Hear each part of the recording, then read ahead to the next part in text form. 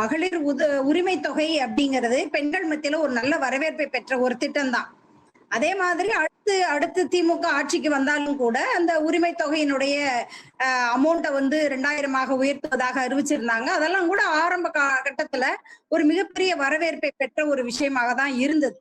ஆனா இந்த தேர்தலை பொறுத்தளவுல ஒரு தாவேகாவினுடைய ஒரு தொடர் பிரச்சாரம். அவங்க வந்து அதிமுகவையோ பிஜேபியையோ எதிர்த்து அவங்க எந்த அரசியல் பிரச்சாரமும் பண்ணல. அதாவது குறிப்பா வந்து குழந்தைங்க வாயில இருந்து கூட திமுக தீய சக்தி அப்படிங்கிற ஒரு ஸ்லோகன் தான் வந்து 4 வயசு 3 வயசு குழந்தைங்க கூட சொல்லிட்டு இருந்தது. அந்த குழந்தைங்களுக்கெல்லாம் வந்து இந்த அரசியலை பத்தி என்ன தெரியும்? ஆனா இவங்க வந்து இந்த தாவேகா விஜய் என்ற ஒரு கட்டமைப்பு, இன்னும் சொல்ல போனா அவர் வந்து அவருடைய பிரச்சாரத்துல வந்து என்னுடைய புகழினுடைய உச்சத்துல இருந்து நான் வந்து வந்திருக்கிறேன், உங்களுக்காக வந்திருக்கிறேன், உங்களுக்காக நான் செய்வேன் அப்படின்னு சொன்னதை நம்பி இருக்கிறாங்க.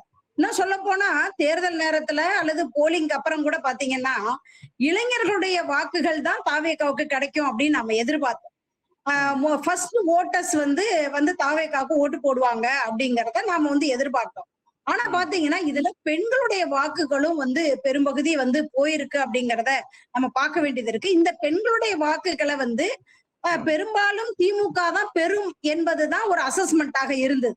ஏன்னா அந்த அளவிற்கு திமுகவினுடைய விடியல் பயணமா இருக்கட்டும் அல்லது மகளிர் உரிமை தொகையா இருக்கட்டும், இதெல்லாம் வந்து திமுகவுக்கு சாதகமாக அமைந்ததாக தான் எண்ணப்பட்டது. ஆனா அதை தாண்டி ஒரு தமிழகத்தில் தொடர்ந்து அதிமுக திமுக மாறி மாறி ஆட்சிக்கு வந்திருக்கிற சூழல்ல இந்த தாவேகால வந்து விஜயனுடைய பிரச்சாரம் அது வந்து ஒரு மிகப்பெரிய தாக்கத்தை இளைஞர்கள் மத்தியில ஏற்படுத்தியதை தாண்டி, இன்னும் சொல்ல போனா சிறுவர்கள் மத்தியில் ஏற்படுத்தியதை தாண்டி அவர்களுடைய பெற்றோர்கள் மத்தியில் அது ஏற்படுத்தி இருக்கு அப்படிங்கறத நம்ம பார்க்க வேண்டியது இருக்கு. விஜய் கூட தேர்தலுடைய கடைசி கட்டத்துல என்ன சொன்னாருன்னா, சிறுவர்கள் குழந்தைகள்கிட்ட நீங்களாம் வந்து எப்படியாவது அடம் பிடிச்சாவது உங்களுடைய பெற்றோர்களை வந்து எனக்கு வாக்களிக்க வைங்க அப்படின்னு சொல்லி சொன்னாரு.